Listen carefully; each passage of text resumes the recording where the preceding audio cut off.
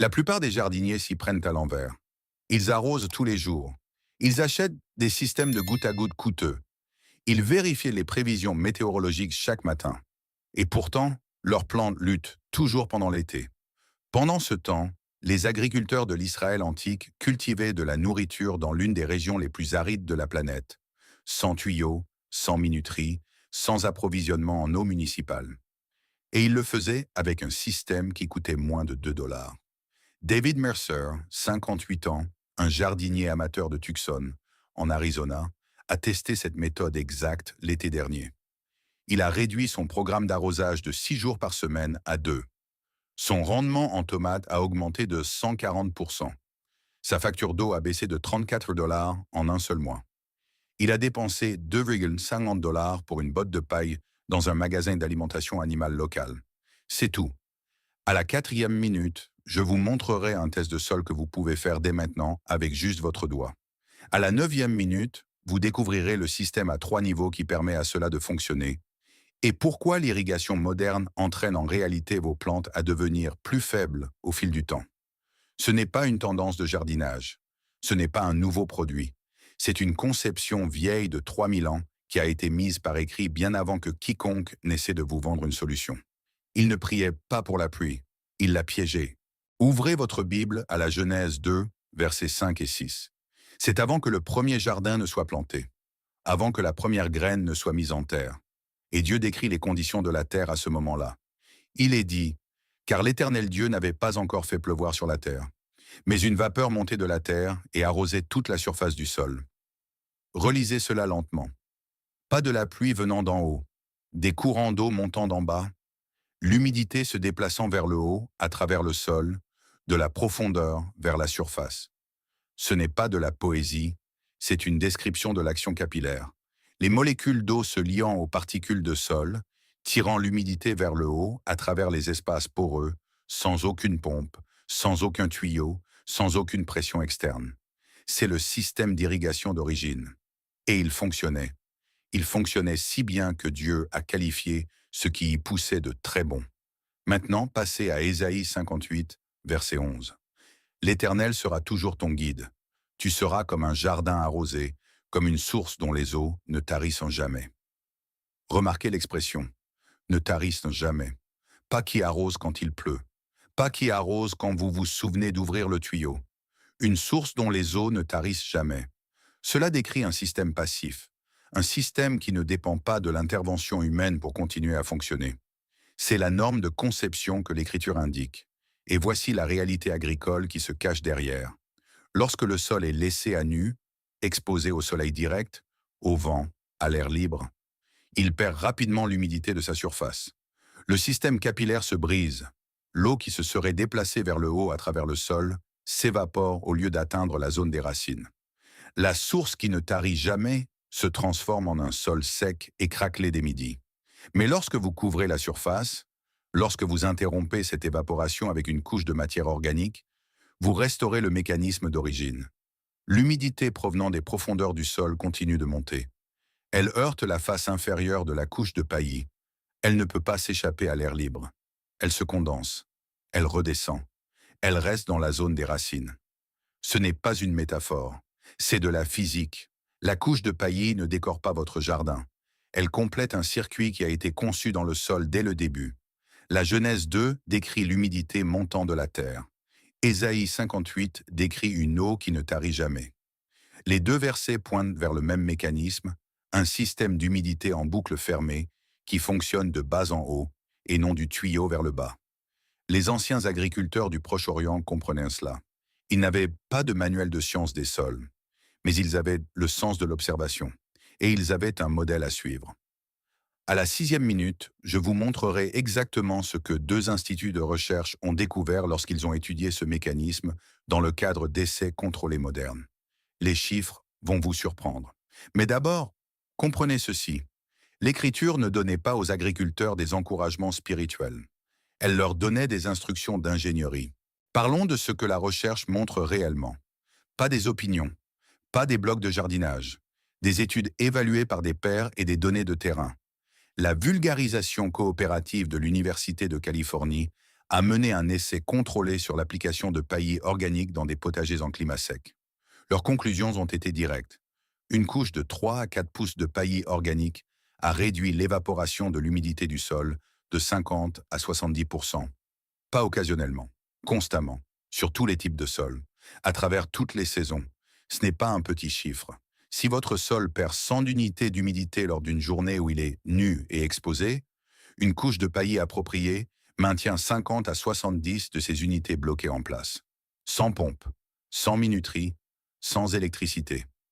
Regardez maintenant la physique derrière ce chiffre. La température de la surface d'un sol nu par une journée ensoleillée d'été peut atteindre 140 degrés. À cette température, l'évaporation est agressive. L'humidité qui devrait nourrir les systèmes racinaires est au contraire tirée vers le haut et libérée à l'air libre, avant même que les racines n'y aient accès. Elle disparaît dans les heures qui suivent l'arrosage. Placez 3 pouces de paillis de paille sur cette même surface. La température du sol chute à 95 degrés ou moins. C'est une réduction de 45 degrés. L'évaporation ralentit considérablement. Le système capillaire, le même mouvement ascendant de l'humidité décrit dans la Genèse 2, reste intact. L'eau reste là où les racines peuvent l'atteindre. Ce n'est pas de la foi, c'est de la régulation thermique. Le service de conservation des ressources naturelles de l'USDA a publié des données complémentaires. Un sol non protégé perd environ 0,25 pouces d'humidité par jour pendant les conditions estivales de pointe. Un sol sous une couche de paillis appropriée perd plutôt 0,05 pouces par jour. C'est une différence de 1 à 5. C'est exactement de là que vient le chiffre 5x dans le titre de cette vidéo. Ce n'est pas du marketing, ce sont des mesures de terrain de l'USDA. Maintenant, remontons plus loin, beaucoup plus loin. Des archéologues fouillant Tel Arad dans le désert du Negev, dans le sud d'Israël, un site datant d'environ 3000 avant notre ère, ont trouvé des preuves d'anciennes plates-bandes agricoles, entourées de bordures en pierre et recouvertes de couches de matière organique. Le Negev reçoit moins de 8 pouces de précipitations par an. L'agriculture moderne considère que tout ce qui est inférieur à 10 pouces est essentiellement non viable sans infrastructure d'irrigation. Et pourtant, des cultures y poussaient, constamment, pendant des générations. Les bordures en pierre ralentissaient le ruissellement. La superposition organique piégeait l'humidité existante. Le système ne luttait pas contre le climat. Il travaillait avec le mécanisme capillaire naturel du sol pour retenir chaque goutte qui arrivait. Ce sont des données testées sur le terrain datant d'il y a 5000 ans. Deux mécanismes font le travail ici. Comprenez les deux. Premièrement, la barrière d'évaporation. La couche de paillis interrompt physiquement le chemin que prend l'humidité du sol vers l'air libre. Elle crée un microclimat entre la surface du sol et le fond du paillis, où l'humidité reste élevée et l'évaporation reste faible. Deuxièmement, la tension capillaire. Le sol tire naturellement l'eau vers le haut à travers des espaces poreux microscopiques. Ce mouvement se poursuit tant que la surface reste fraîche et couverte. Retirez la couverture, brisez la tension, et le système s'effondre. Ce ne sont pas des théories concurrentes. Elles fonctionnent ensemble. Le paillis maintient la température. La température préserve la tension. La tension fournit de l'humidité à la zone des racines en continu. L'écriture a décrit le mécanisme. La physique explique pourquoi il fonctionne. Et 5000 ans de pratique agricole dans l'une des régions les plus arides de la planète confirment qu'il fonctionne de manière fiable. À la 7e minute, je vous guiderai à travers un test de sol que vous pouvez faire dès maintenant, sans équipement, et les étapes d'installation exactes pour construire ce système pour moins de 5 dollars. Mais rappelez-vous ce chiffre avant de continuer. 0,25 pouces perdus par jour sans paillis. 0,05 pouces avec. Cette différence, multipliée sur une saison de croissance complète, est la différence entre un jardin qui lutte et un jardin qui produit. Les mathématiques ont toujours été là. Il fallait juste que quelqu'un arrête de les ignorer. Avant d'installer quoi que ce soit, vous devez savoir avec quoi vous travaillez. 2 tests. Aucun équipement. Prend moins de 3 minutes. Test 1. Le test de pression. Allez à votre plate-bande de jardin dès maintenant. Prenez une poignée de terre dans les 2 premiers pouces. Fermez votre poing autour. Serrez fermement pendant 5 secondes. Puis ouvrez votre main. 3 résultats possibles. Si la terre garde sa forme et semble légèrement fraîche et humide, Votre niveau d'humidité est adéquat. Vous partez d'une bonne position. Si la terre s'effrite immédiatement lorsque vous ouvrez la main, elle est sèche. L'évaporation de surface a déjà retiré l'humidité de la zone des racines. Vos plantes travaillent plus dur qu'elles ne le devraient. Si la terre semble poudreuse et se désagrège avant même que vous n'ouvriez complètement votre poing, vous avez une perte d'humidité importante. Votre système capillaire est déjà brisé au niveau de la surface. Notez ce que vous avez observé. C'est important pour l'installation. Test 2, le test de profondeur du doigt. Enfoncez votre index tout droit dans le sol. Allez jusqu'à la première jointure. Cela représente environ 1 pouce de profondeur. Retirez votre doigt. Regardez-le. S'il y a de l'humidité visible ou de la terre sombre accrochée à votre doigt, sous la première jointure, votre sous-sol a encore de l'humidité. Le système capillaire est intact sous la surface. Vous devez arrêter l'évaporation avant qu'elle n'atteigne cette couche. Si votre doigt ressort propre et sec dès la pointe, l'évaporation de surface a déjà pénétré plus profondément qu'1 pouce. Le système doit être restauré et pas seulement protégé. Ces deux tests vous disent la même chose de différentes manières. Votre sol a un potentiel d'humidité. Le problème n'est pas le sol. Le problème est la surface exposée qui laisse échapper cette humidité à l'air libre chaque heure de chaque journée ensoleillée. Maintenant, réparez-le. Installation, étape par étape. Ce dont vous avez besoin, un botte de paille, environ 6 à 8 dollars dans un magasin d'alimentation animale locale. Une botte couvre 3 à 4 plates-bandes de jardin standard. Du carton ou du papier journal, gratuit. Récupérez des boîtes dans les épiceries ou utilisez des feuilles de papier journal superposées. Un tuyau d'arrosage ou un arrosoir. Environ 25 minutes de votre temps. Coût total des matériaux pour une plate-bande de 4-8, 2 à 3 dollars. Étape 1, dégagez la surface. Retirez les grosses mauvaises herbes à la main. Ne labourez pas. Ne retournez pas la terre. Le labour détruit la structure capillaire que vous essayez de préserver. Arrachez les mauvaises herbes à la base et laissez le profil du sol intact. Étape 2, prémouillez le sol. Arrosez votre plate-bande lentement et abondamment avant d'appliquer tout paillis. Vous voulez que les 3 à 4 premiers pouces de sol soient visiblement humides. Cela donne à votre système capillaire un réservoir plein pour travailler dès le premier jour. Ne sautez pas cette étape. Étape 3, posez la couche de carbone. Placez du carton ou 4 à 6 feuilles de papier journal superposées directement sur la surface du sol. Superposez les bords d'au moins 3 pouces. Aucun espace. Cette couche de carbone sert de barrière d'évaporation secondaire et commencera à se décomposer dans les 30 à 45 jours, nourrissant la biologie du sol au fur et à mesure de sa décomposition. N'utilisez pas de papier glacé. N'utilisez pas de carton avec des revêtements d'encre épais.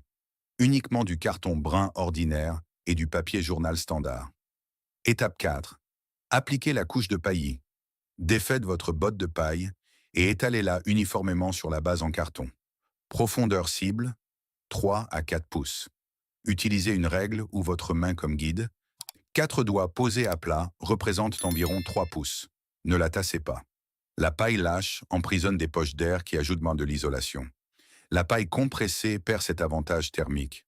Gardez le paillis à 2 pouces des tiges des plantes. Le contact direct avec les tiges maintient l'humidité contre la base de la plante et crée des conditions propices à la pourriture et à la croissance fongique. Étape 5. Arrosez légèrement la surface du paillis. Un bref passage avec le tuyau d'arrosage met la paille en place et initie le contact entre le fond du paillis et la surface du sol. Cela active le joint d'humidité dans les premières heures. À quoi s'attendre dans les 24 heures? La surface du sol sous le paillis restera visiblement humide. Si vous avez fait le test de pression avant l'installation et que votre sol s'est effrité, répétez-le maintenant sous la couche de paillis. Vous sentirez la différence immédiatement. Dans les 7 jours, les systèmes racinaires commencent à rediriger leur croissance horizontale. Au lieu de pousser vers le bas à la recherche d'humidité, les racines s'étendent vers l'extérieur à travers la zone stable et constamment humide située directement sous la couche de paillis. Vos plantes montreront une structure de tige visiblement plus forte et une couleur verte plus profonde. Dans les 30 jours, votre fréquence d'arrosage chutera de 50 à 60%. La biologie du sol sous la couche de carton commence à s'activer. L'activité des vers de terre augmente. La rétention d'humidité s'améliore encore à mesure que la matière organique commence à s'intégrer dans le profil du sol. Une botte de paille à 6 $. 3 plates-bandes couvertes. 30 jours pour un environnement d'humidité fondamentalement différent. Ce n'est pas un produit, c'est un système. Tout ce que vous avez fait jusqu'à présent a une raison. Le prémouillage, le carton, la profondeur de la paille, l'espacement de 2 pouces par rapport aux tiges. Chaque étape appartient à l'un des 3 niveaux, et chaque niveau accomplit un travail spécifique et mesurable. Retirez l'un d'entre eux et le système sous-performe. Gardez les 3 et vous obtenez un moteur d'humidité qui se renforce de lui-même et s'améliore à chaque saison de fonctionnement. Passons-les en revue un par un. Niveau 1, mécanisme déo souterrain. C'est la fondation, littéralement. Sous votre plate-bande de jardin, l'eau existe dans la colonne de sol à différentes profondeurs. Dans la plupart des climats tempérés et semi-arides, l'humidité utilisable se situe entre 6 et 12 pouces coins sous la surface. C'est le réservoir. Il est déjà là. Vous n'avez pas besoin de l'ajouter. Vous devez arrêter de le perdre. Voici ce qui se passe sans intervention. Le rayonnement solaire chauffe la surface du sol. Cette chaleur entraîne l'évaporation vers le haut. À mesure que l'humidité de surface disparaît, la tension capillaire tire l'humidité plus profonde vers le haut pour la remplacer. Cette humidité de remplacement s'évapore ensuite, puis d'autre est tirée vers le haut, puis elle s'évapore. Le cycle se poursuit jusqu'à ce que le réservoir soit épuisé, ou jusqu'à ce que vous arrosiez à nouveau et redémarriez le même cycle perdant. Vous n'arrosez pas vos plantes, vous nourrissez l'atmosphère. Maintenant, voici ce qui se passe lorsque la surface est scellée. La traction capillaire fonctionne toujours. L'humidité monte toujours de la profondeur de 6 à 12 pouces vers la surface. Mais lorsqu'elle atteint le sommet du profil du sol, elle ne peut pas s'échapper. La couche de paillis au-dessus maintient l'humidité à des niveaux proches de la saturation dans la zone de 1 à 2 pouces juste sous la surface. L'humidité s'y accumule, elle y reste. Les systèmes racinaires y accèdent en continu sans attendre le prochain cycle d'arrosage. Mesure. La distribution capillaire efficace fonctionne sur une colonne verticale de 6 à 12 pouces. Calendrier.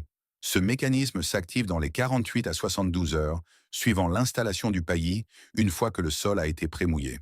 Résultat, les racines arrêtent de courir après l'humidité vers le bas. Elles s'étendent latéralement à travers la zone constamment approvisionnée.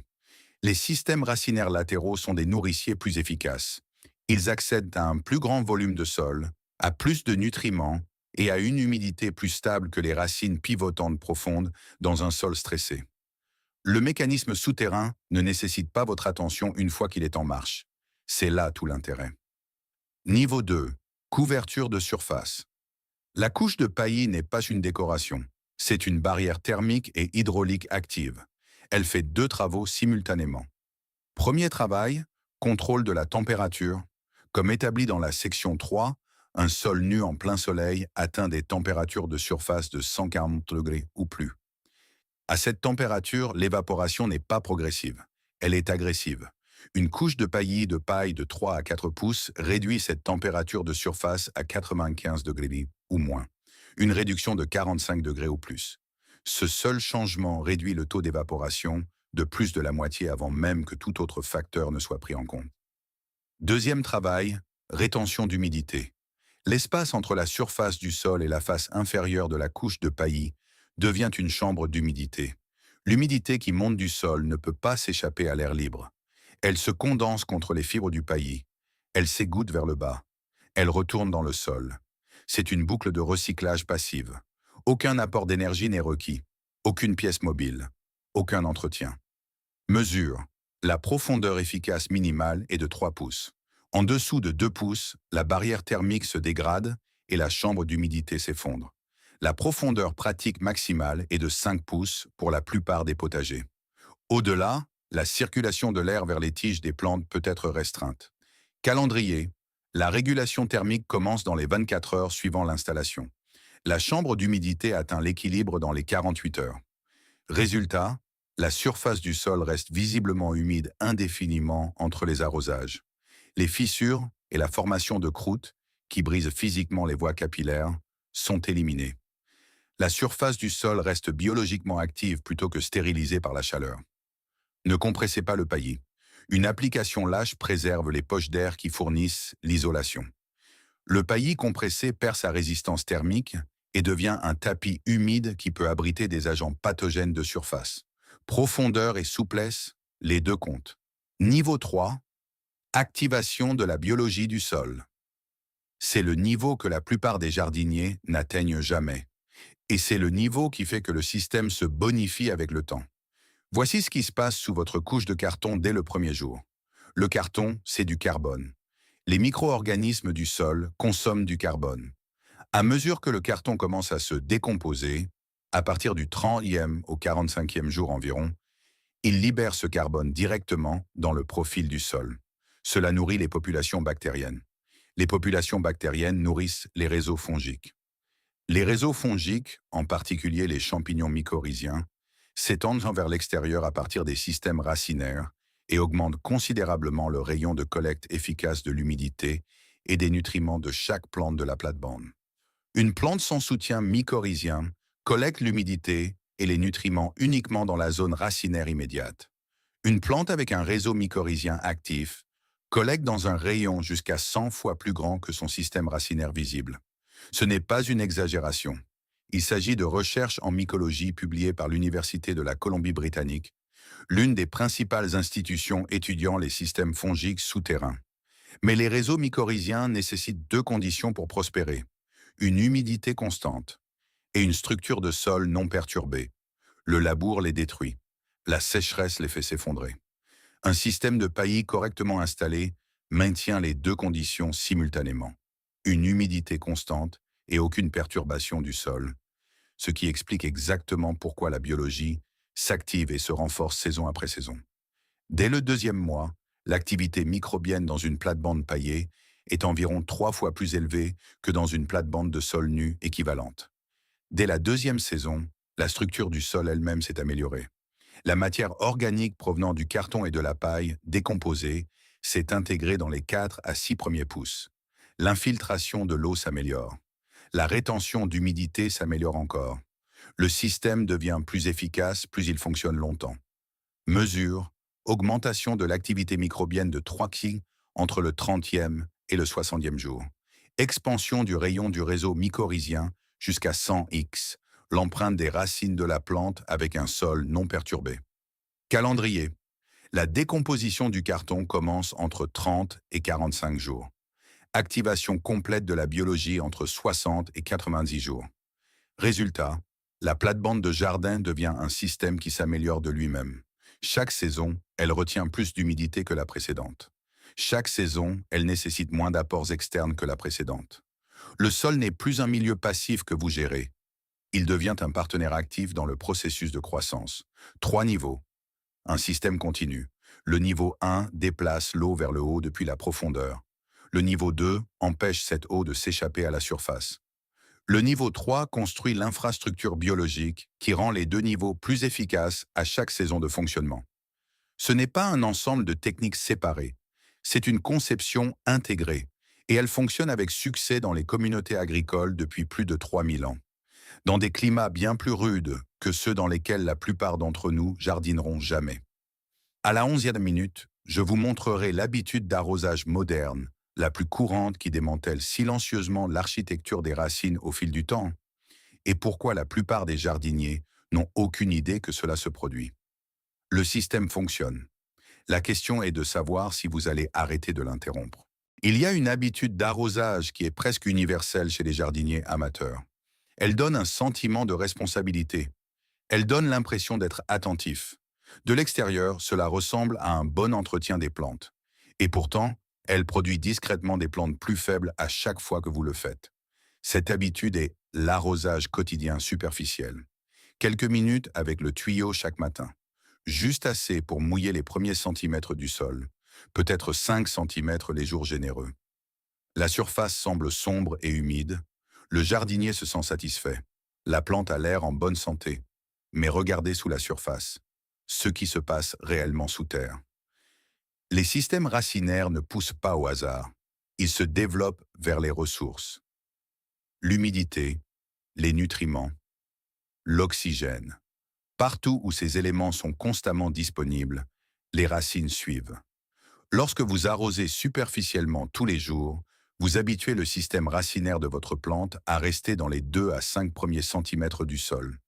C'est là que se trouve l'humidité. C'est là que vont les racines. Jour après jour, les racines se concentrent à la surface, attendant le prochain apport. C'est ce qu'on appelle une architecture racinaire superficielle. Et cela crée une plante qui est entièrement dépendante de vous. Manquez un seul jour pendant la chaleur estivale, et les premiers centimètres s'assèchent en quelques heures. Le système racinaire n'a aucun accès aux réserves d'humidité plus profondes, car il n'a jamais été habitué à les atteindre. La plante se flétrit, parfois en un seul après-midi. Vous arrosez à nouveau. Le cycle recommence. La dépendance s'aggrave. Vous n'avez pas cultivé une plante. Vous avez cultivé une habitude. La recherche, la coopérative Extension de l'Université de Californie a documenté ce mécanisme directement lors d'essais comparant l'irrigation quotidienne superficielle à un arrosage profond et peu fréquent sur des cultures de tomates et de poivrons. Les plantes arrosées superficiellement tous les jours ont développé des systèmes racinaires concentrés dans les 5 premiers centimètres du sol.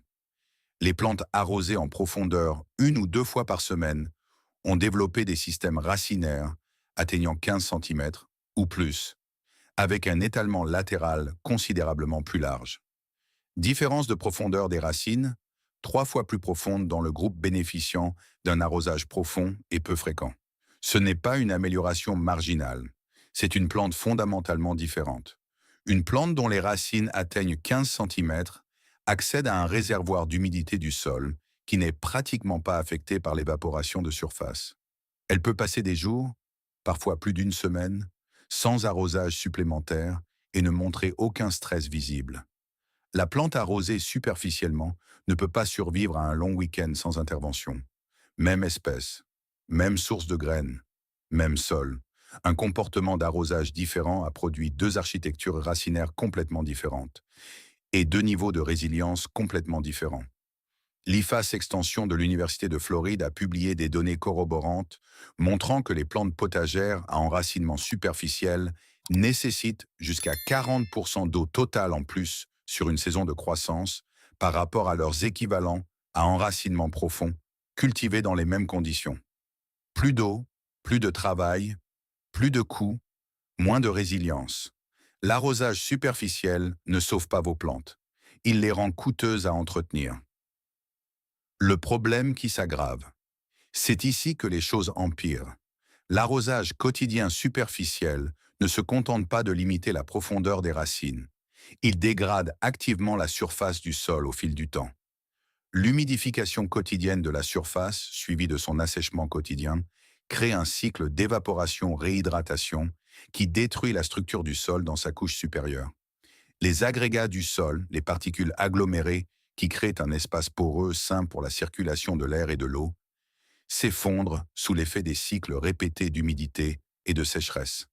La surface devient compactée, dense, résistante à l'infiltration de l'eau. Vous avez déjà vu cela.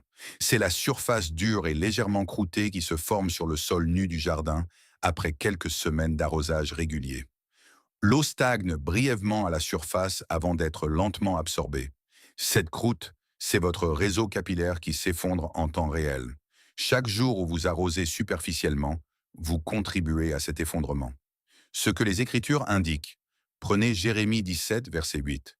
Il est comme un arbre planté près des eaux, et qui étend ses racines vers le courant. Il n'aperçoit point la chaleur quand elle vient, et son feuillage reste vert. Dans l'année de la sécheresse, il n'a point de crainte, et il ne cesse de porter du fruit. Lisez les termes précis. Étend ses racines vers le courant, pas vers la surface, pas en attendant un apport dans les premiers centimètres, s'étendant activement vers une source d'eau profonde et constante. L'arbre de ce verset ne dépend pas d'une intervention quotidienne. Il a construit une infrastructure. Il a placé son système racinaire là où se trouve l'humidité fiable. Et grâce à ce positionnement, la chaleur ne le menace pas. La sécheresse ne l'arrête pas. Il produit quelles que soient les conditions de surface. Ce n'est pas une métaphore spirituelle sur la persévérance. C'est une description de l'architecture racinaire profonde et de ce qu'elle produit en termes agricoles pratiques. L'arrosage superficiel produit l'exact opposé de cet arbre. Un arrosage profond et peu fréquent combiné à un système de paillage qui maintient une humidité souterraine constante, habitue les systèmes racinaires à se développer exactement comme Jérémie le décrit, vers l'extérieur, vers le bas, vers la source fiable, loin de la dépendance à un apport en surface. La correction, arrêtez d'arroser tous les jours, arroser en profondeur, lentement, une ou deux fois par semaine. Apportez suffisamment d'eau pour pénétrer de 10 à 15 centimètres dans le profil du sol. Puis arrêtez. Laissez le système de paillage retenir ce que vous avez apporté. Laissez les racines suivre l'humidité vers le bas et vers l'extérieur. En 30 jours, l'architecture racinaire commence à changer. En 60 jours, vos plantes toléreront des espacements d'arrosage qui les auraient fait flétrir auparavant. Vous n'arrosez pas moins, vous arrosez plus intelligemment. Et vous développez des plantes qui n'ont pas besoin que vous soyez là chaque matin pour survivre. C'est la différence entre une plante dépendante et une plante résiliente. Mettons les chiffres sur la table. Un kit d'irrigation goutte à goutte standard pour une planche de culture de 1 yarder d'Hurricane coûte entre 45 et 75 $. Ajoutez un programmateur, 25 à 40 $. Ajoutez un régulateur de pression et un filtre, 15 à 20 $. Cela représente 85 à 135 $ de matériel avant même qu'une seule goutte d'eau n'y circule. Le coût de l'eau grimpe vite. Un système goutte à goutte fonctionnant 30 minutes par jour utilise environ 30 à 40 gallons par session. Sur une saison de croissance de 120 jours, cela représente 3 600 à 4 800 gallons par planche. Au tarif municipal moyen de 0,04 $ le gallon, cela revient à 14 à 19 $ par saison. Les goutteurs se bouchent. L'exposition aux UV dégrade les tuyaux. Les programmateurs tombent en panne. Prévoyez un remplacement partiel tous les 3 à 5 ans pour 60 à 100 $ par planche. Total sur 5 ans pour une planche, 415 à 630 $. Et à la fin de ces 5 années, votre sol est à peu près dans le même état qu'au début. Passons maintenant au système biblique. Une botte de paille, 6 à 8 $, couvre 3 à 4 planches. Le carton ne coûte rien. L'installation prend 25 minutes. Coût des matériaux par planche, première année, 2 à 3 $. La fréquence d'arrosage passe de 6 jours par semaine à 2. L'utilisation totale d'eau sur la saison chute de 55 à 65%, passant de 3 600 à 4 800 gallons à 1 300 à 2 100 gallons. Le coût de l'eau par saison tombe à 5 à 8 $. Le réapprovisionnement annuel en paille, l'ajout de 2 à 5 cm de paille fraîche chaque saison, coûte 2 $ par planche et par an. Total sur 5 ans pour une planche, 35 à 50 $. L'écart est sans appel. Le système moderne coûte 8 à 12 fois plus cher sur 5 ans. Il nécessite plus d'entretien, plus d'attention et plus de composants. Il distribue l'eau efficacement. Il ne fait rien pour améliorer ce qu'il arrose. Le système de paillage coûte moins cher chaque année. Et chaque année, il est plus performant que l'année précédente. Première année, le carton commence à se décomposer. La matière organique pénètre dans le sol. La rétention d'humidité s'améliore au-delà des résultats initiaux. Deuxième année, la matière décomposée s'intègre dans les 10 premiers centimètres. Les populations microbiennes s'établissent. Les réseaux mycorhiziens s'activent. Le sol retient plus d'humidité par centimètre cube qu'au moment de l'installation. Troisième année et au-delà, l'infiltration de l'eau s'améliore encore. Les besoins en arrosage continuent de diminuer. Le système est plus solide que lorsque vous l'avez construit. Un système goutte à goutte à la 5e année est plus vieux, plus sujet aux pannes, et distribue de l'eau à un sol inchangé. Un système de paillage à la 5e année offre de meilleurs résultats à un sol fondamentalement meilleur. L'un se déprécie, l'autre se bonifie. Il y a un autre coût qui n'apparaît pas dans les chiffres en dollars. La complexité. Un système goutte à goutte a des goutteurs qui se bouchent, des tuyaux qui se fendent sous l'effet du gel, des programmateurs qui perdent leur programmation lors des coupures de courant, des filtres qui doivent être nettoyés, des raccords qui fuient. Chaque composant est un point de défaillance potentiel. Le système de paillage n'a qu'un seul mode de défaillance. Il devient trop fin. La solution consiste à ajouter plus de paille. Pas d'outils, pas de pièces de rechange, pas de dépannage. L'ensemble du protocole d'entretien prend moins de 20 minutes une fois par an. La simplicité n'est pas une commodité. Dans un système dont vous dépendez pour produire de la nourriture, la simplicité, c'est la fiabilité. 5 ans. Une planche. Système goutte à goutte moderne, jusqu'à 630 $ dépensés. Sol inchangé, système vieillissant, système de paillage biblique, moins de 50 $ dépensés. Sol amélioré, système se renforçant. La méthode qui coûte le moins cher est soit la plus performante.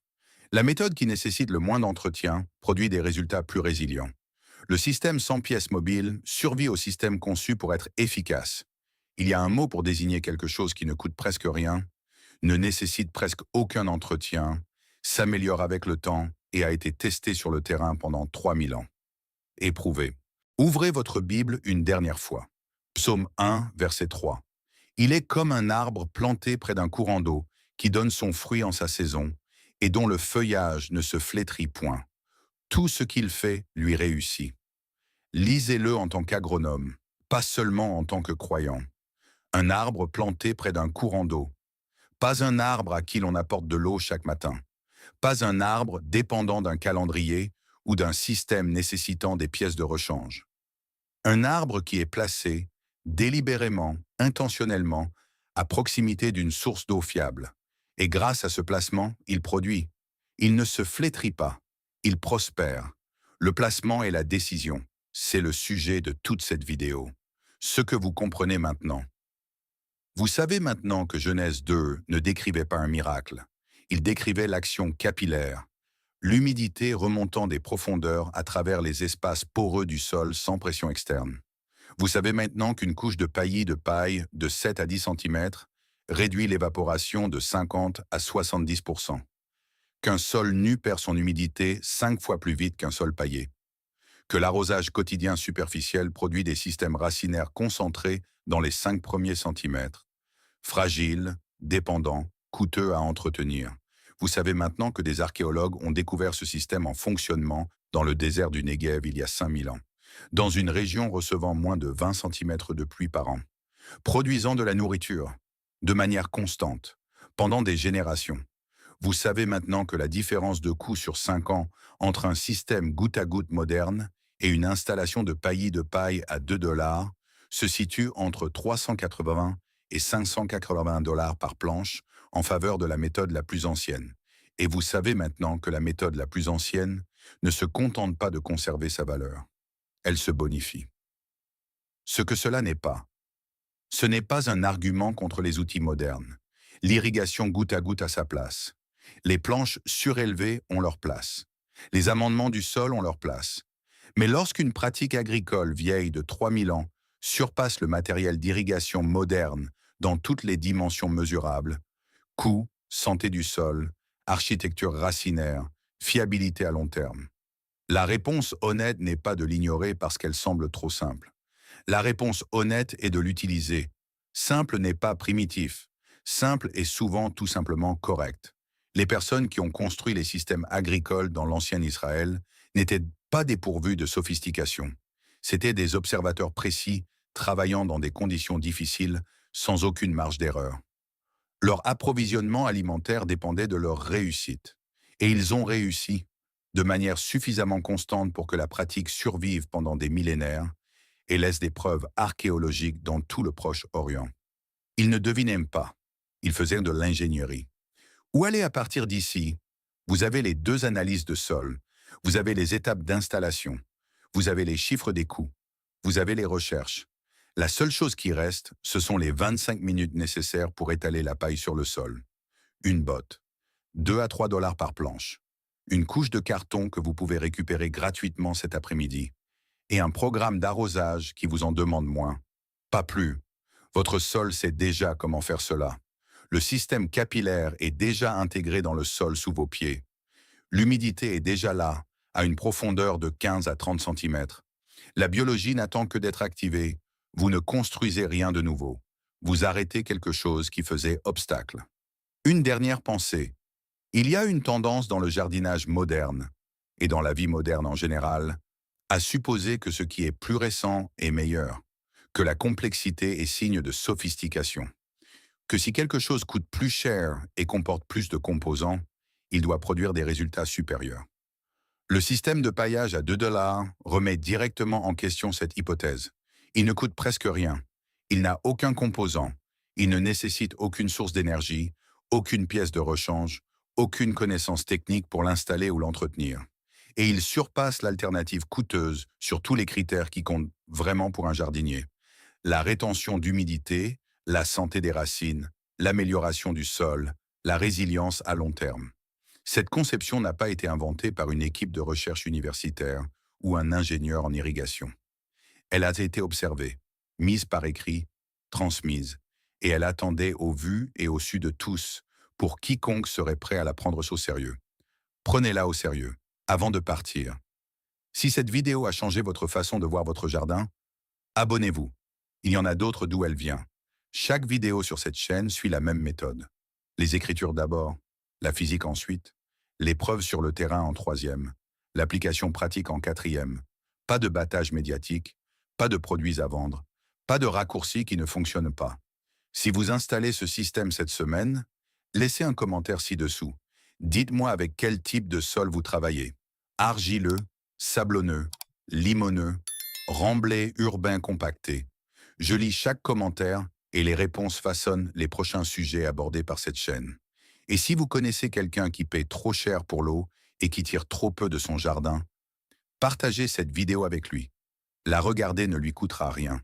L'écouter pourrait lui faire économiser des centaines de dollars.